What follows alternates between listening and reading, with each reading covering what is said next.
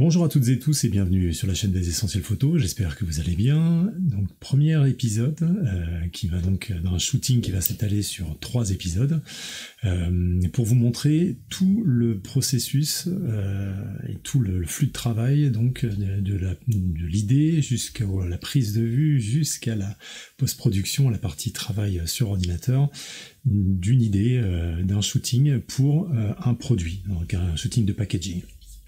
Donc ce qui va se passer, c'est que dans ce premier épisode, on va voir donc toute la première partie, donc la partie idée. Je vais vous évoquer un petit peu ce que j'avais en tête, la façon dont je l'envisageais. Ensuite, je vais vous faire voir la mise en œuvre du premier shoot, donc celui qui concerne la bouteille.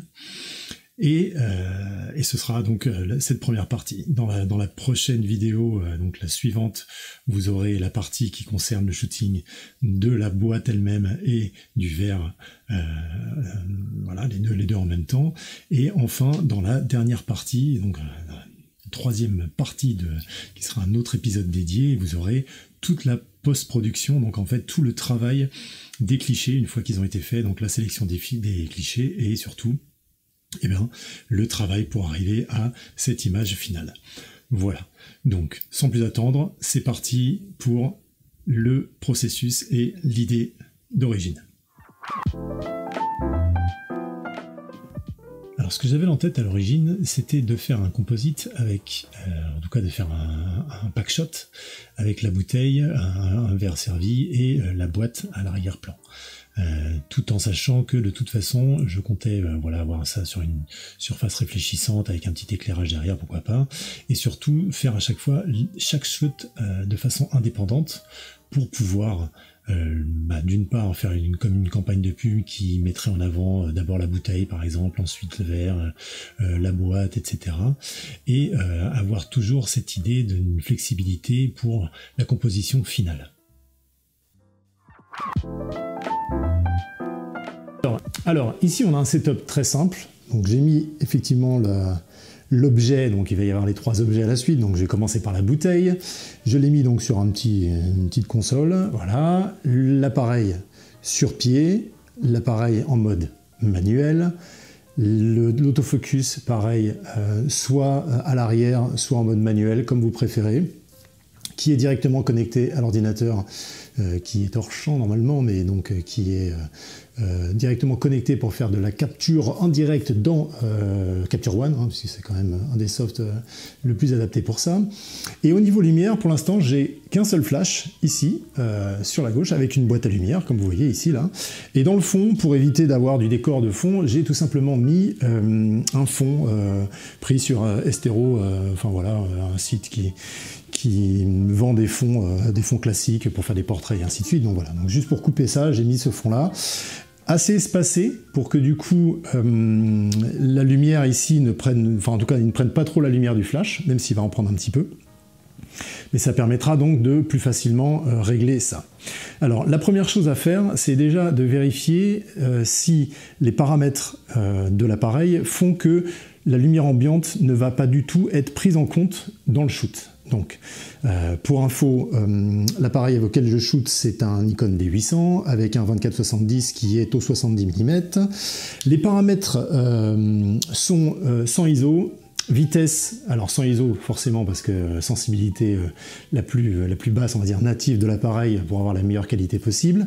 Vitesse 250e, pourquoi? Comme d'habitude, parce que sur cet appareil c'est la vitesse maximale qui est celle de synchro flash, d'accord, donc qu'il ne faut pas franchir pour avoir toujours les problématiques. Je vous renvoie à l'épisode pour si vous voulez en savoir plus.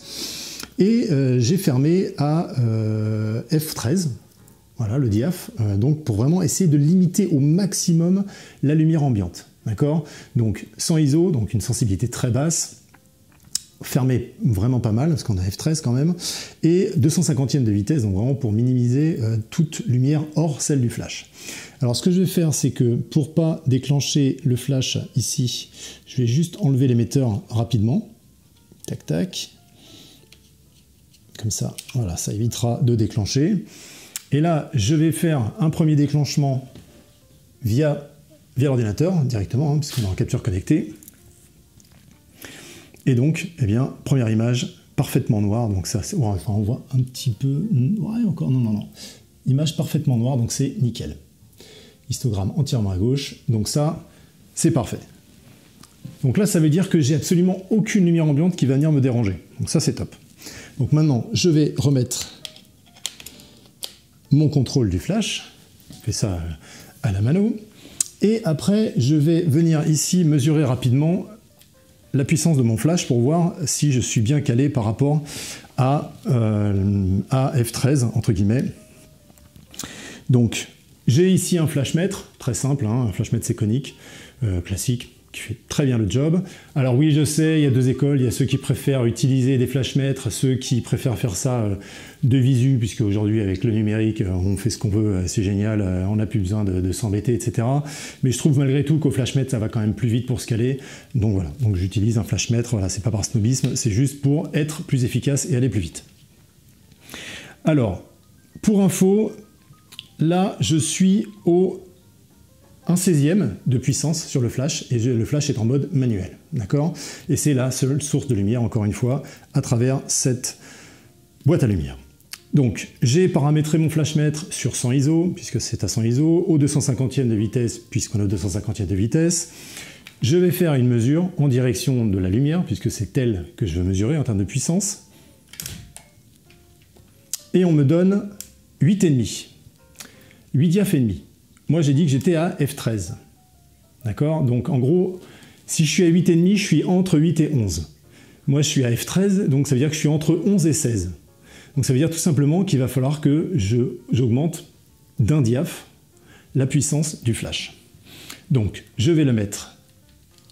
J'ai dit que j'étais à 16, donc, effectivement, je vais le mettre à 8. Hop. Je refais une mesure.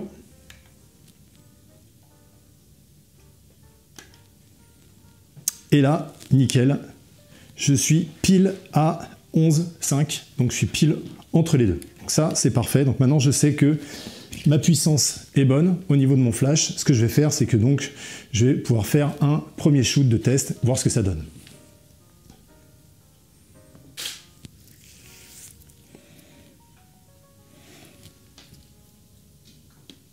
Alors, premier shoot de test, très intéressant. Ce qu'il faut savoir, c'est qu'il y a en gros 3 choses auxquelles on va faire vraiment gaffe sur cette bouteille. Il y a 3 choses qu'il va falloir qu'on mette en valeur, principalement. Il y a effectivement les reflets et donc le volume de la bouteille elle-même. Donc ça veut dire que là, encore une fois, comme je vais faire du composite, je ne sors pas 50 000 flashs. Je fais vraiment qu'avec un seul flash, pour vous faire voir ce que ça donne, travailler un seul flash. Je pourrais aller plus vite et sortir un deuxième et ainsi de suite et cumuler. Mais là, je vais juste vous faire voir un travail, un flux un peu plus complet avec on va dire le minimum de matériel, juste une lumière, et voir un petit peu comment on peut utiliser ça de façon intelligente. L'idée, c'est que une chose importante, c'est que on va vouloir donc dessiner le volume de la lumière, le volume de la bouteille. On va vouloir mettre en valeur l'étiquette. Et on va vouloir aussi mettre en valeur le contenu de la bouteille. D'accord?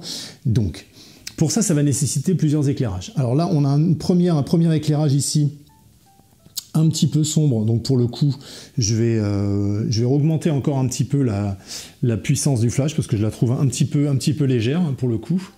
Donc je vais augmenter ça, juste d'un tiers de diaph, voilà, pour augmenter un petit peu. Et ce qu'on va voir, c'est qu'avec cette boîte à lumière, on voit qu'on va avoir une réflexion qui est très prononcée. D'accord? C'est-à-dire qu'on va voir que ici, le dessin qui va se faire va être très délimité et très régulier. Donc, je refais un shoot.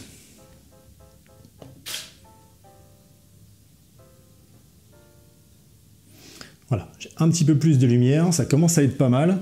Après, pour le coup, c'est vrai que pour l'arrière-plan, on voit que mon fond prend un petit peu de lumière.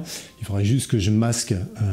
Soit je peux masquer, soit effectivement je m'embête pas, puisque de toute façon je vais détourer la bouteille après, donc je suis pas obligé de m'embêter. Par contre, ce que je vais faire, c'est que je vais tout de suite ramener près de la bouteille un réflecteur pour aller venir récupérer de la lumière des deux côtés. D'accord? Donc pour aller venir un petit peu récupérer cette lumière, donc je vais essayer de le centrer par rapport à la bouteille. Et je vais faire un nouveau shoot. Donc là, maintenant, on est d'accord, on a la source de lumière et le réflecteur. Donc maintenant, on va avoir deux choses. Et là, on voit parfaitement. Donc on voit qu'on a cette première source de lumière donc, qui vient bien s'arrêter à peu près ici. D'ailleurs, on le voit, hein, quand on regarde au travers, on voit bien que ici, elle s'arrête à ce niveau-là. Par contre, la boîte à lumière est légèrement décalée. Donc du coup, ce que je vais faire, c'est que je vais la décaler légèrement pour qu'elle arrive au même niveau. Voilà. Et ce que je vais faire, puisque je suis pas super fan de la réflexion droite, bon, je refais un shoot comme ça, juste en décalant pour bien voir ce qu'on explique. Voilà, et là on voit que les deux sont bien centrés. Clac, là c'est nickel, on est bien parallèle. Après, attendez, je vérifie juste que le son fonctionne toujours bien et que ça enregistre bien. Oui, c'est cool, parce que c'est une tentative, hein, c'est toute une mise en place. Pour arriver à ça, c'est assez costaud. Yeah. Donc, on a ça, c'est pas mal. Après, ce qui peut être intéressant, c'est de diffuser un peu plus la lumière sur la partie droite. Donc ce que je vais faire, c'est que je vais venir intercaler un diffuseur entre ma boîte à lumière et ma bouteille. D'accord? Donc diffuseur tout simple, qui marche très bien. Juste permettre d'atténuer un petit peu la lumière. Tac. Voilà. Et alors je vais venir caler de la même manière, à la même distance, mon réflecteur. Et donc ça va adoucir un petit peu, vous allez voir, ça va adoucir un petit peu cette prise de lumière qu'on avait à travers la boîte. Donc là, vous allez voir que rien que ça, déjà, ça va permettre d'atténuer un petit peu. Je shoot. Et on voit que entre la précédente et l'autre, donc on voit déjà qu'on a une lumière qui enveloppe beaucoup plus la bouteille, assez intéressante. Je vais ramener encore un petit peu plus ça, et du coup je vais même ouvrir un petit peu le réflecteur, comme ça la lumière va se fondre vers l'avant, c'est-à-dire qu'en gros elle va partir très claire, et puis au fur et à mesure, comme ça s'éloigne, elle va se fondre un petit peu plus. Et je vais faire la même chose avec ma boîte à lumière. Ouah, pardon. Donc en gros, la boîte à lumière, je vais la tourner légèrement, comme ça. Voilà, pour que le côté qui soit proche du diffuseur soit très net. Donc on va avoir une frange très nette de lumière, et en tout cas une puissante, et ensuite ça va venir se dégrader. On fait le shoot pour voir ce que ça donne.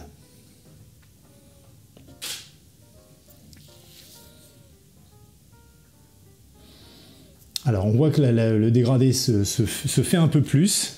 Je vais le marquer encore un peu plus, je vais encore augmenter l'angle. Voilà, je vais augmenter l'angle, et ici pareil, je vais augmenter l'angle d'incidence. Hop, voilà, tac. Donc on ouvre encore un peu plus.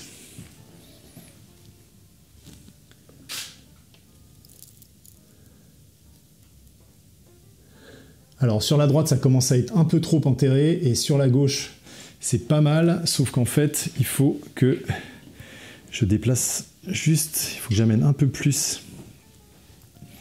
Alors, attendez, je vais amener un peu plus vers l'avant le réflecteur pour avoir le maximum de prise.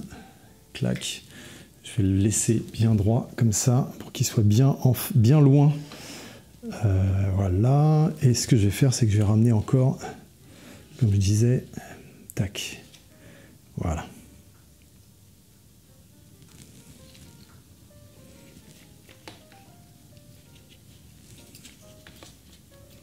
Alors, je galère. C'est ça qui est bien. Il faut toujours galérer un petit peu. C'est ça qui est bien. Voilà, on va faire comme ça. Et lui, par contre, le problème, c'est que maintenant, on a vachement perdu en luminosité. En éloignant un petit peu plus les sources, on a perdu un petit peu en luminosité. Donc, je vais augmenter un petit peu la gouache du flash. Donc, je vais passer à 1,5 cette fois.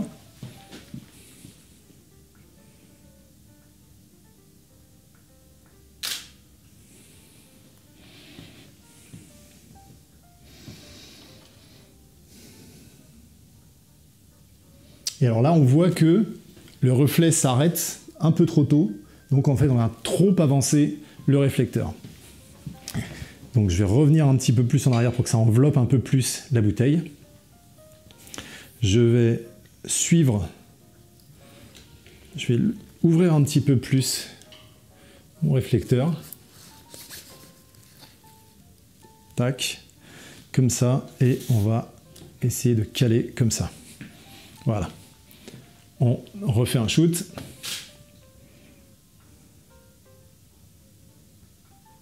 Ah, là, ça commence à être joli. Donc là, ça commence à être pas mal du tout. Ça s'atténue bien à l'avant. Ici, bon, on a encore un petit peu le côté gauche. Par contre, là, pour le coup, on a repris pas mal en gouache. Donc, je vais rebaisser à nouveau le flash.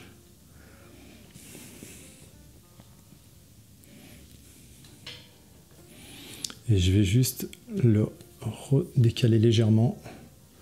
C'est un travail, hein, c'est juste à chaque fois, faut affiner, faut essayer de voir un petit peu ce qui fonctionne, ce qui ne fonctionne pas, jusqu'à ce qu'on arrive à avoir la bonne chose. Voilà, là j'aime beaucoup ce qui se passe. Voilà, là c'est top. Voilà, ça me plaît beaucoup. Donc ça, pour la partie gauche de la bouteille, là ça fonctionne très très bien. Donc ce que je pourrais faire, et je peux le faire, c'est inverser le setting. Donc en gros, faire la même chose pour la partie droite de la bouteille. Donc tout simplement dans ce cas-là, ce que je vais faire, c'est que je vais venir, hop, décaler.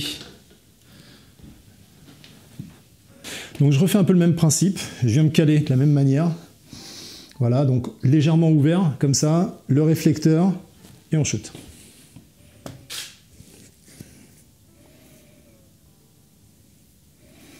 Ok, on est un petit peu trop violent. Donc ce que je vais faire, c'est que je vais écarter un peu plus, amener vers l'arrière et ouvrir un peu plus. Voilà.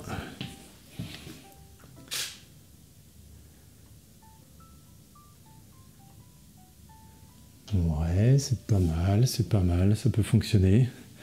Ça peut fonctionner.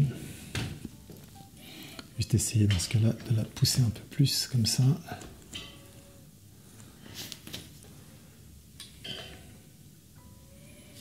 Non, on ne veut pas.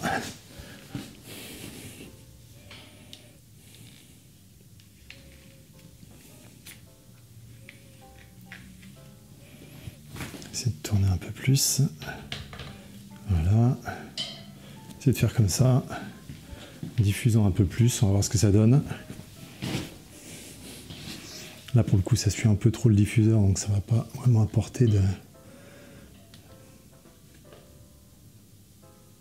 Voilà. Et on est parti.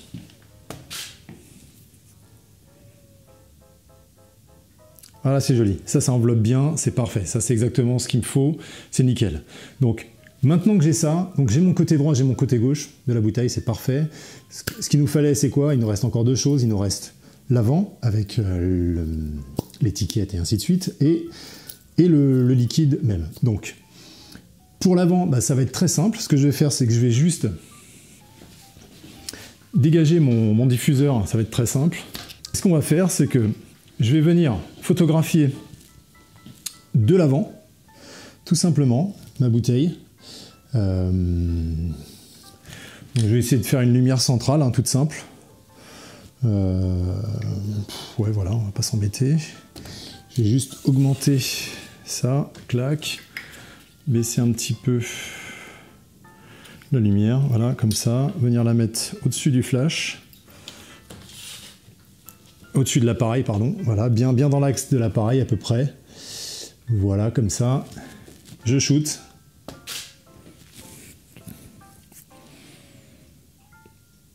Eh ben c'est bien, ça m'a l'air d'être très bien ça. Il y a une jolie lumière sur l'étiquette. On voit peut-être pas le côté réflexion de... Donc ce que je vais faire, c'est que je vais la mettre légèrement en biais, voir, et la mettre un peu plus en direction. La baisser un peu plus, la mettre plus dans l'axe. Tac. Et légèrement sur le côté. On va voir ce que ça donne au niveau de l'étiquette. Ouais, pas génial, je préférais la première. Et alors, ce que je vais faire, je vais Avant de continuer sur l'étiquette, je vais déjà faire l'intérieur de la bouteille. Donc ça c'est assez simple, hein. Je vais juste me mettre dans l'axe, clac, comme ça, juste en frontal. Et je vais venir shooter.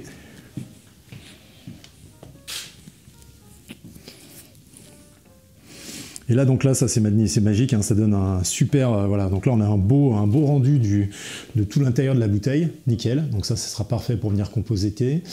Et après, j'ai presque fini la bouteille. La seule chose que j'ai remarqué, c'est que sur le haut de l'étiquette, eh ben, le logo n'est pas tout à fait dans l'axe. C'est ballot. Alors ce que je vais faire, c'est que je vais gruger un petit peu. Je vais refaire un shoot sur le côté droit, un peu plus dans l'axe de l'appareil, comme j'avais fait tout à l'heure pour l'étiquette principale. Et vous allez voir ce que je vais faire. Donc je vais me mettre comme ça, voilà, clac, assez proche de l'objectif. Et ce que je vais faire, c'est que je vais juste légèrement tourner la bouteille sur elle-même. Voilà, pour m'assurer que le logo au centre soit pile dans l'axe. Voilà. Je fais mon shoot. Voilà, et ça c'est nickel. Donc là comme ça j'aurai cette légère lumière qui viendra pile en haut là comme ça et qui se joindra tranquillement avec le reste du reflet. Et là pour la bouteille, j'ai terminé. Voilà pour cette première partie, j'espère que ça vous a plu, donc soyez patients, la suite arrive la semaine prochaine. D'ici là, passez de très bonnes fêtes, prenez bien soin de vous, profitez bien de vos proches, même si on est un petit peu en cercle restreint cette année, et puis faites plein de belles photos, hein, c'est l'occasion aussi, et on se revoit vite pour la suite. Ciao.